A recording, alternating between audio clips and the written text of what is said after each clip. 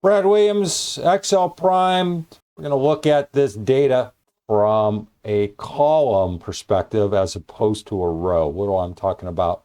I'm going to use this scan by column. We can put a true. Here is the traditional layout, recognizing the anatomy we have. Only our array. Recognize we're not messing around with the ignore or scan by column. Our outputs could be lawyer, nurse, architect, so on and so forth. The change, we inserted true. The output, architect, lawyer, electrician, we're going down by column. Hence, why we're scanning by column for true, architect, lawyer, electrician, chef, so on and so forth. Read the narrative if you need to. Peruse the anatomy if you think it's necessary.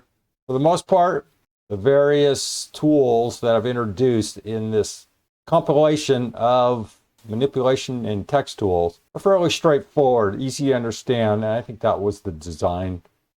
Trying to simplify this entire process so you can move on to more important issues. So these tutorials are very short, and I want to keep it that way. Brad Williams, Excel Prime, thanks for watching.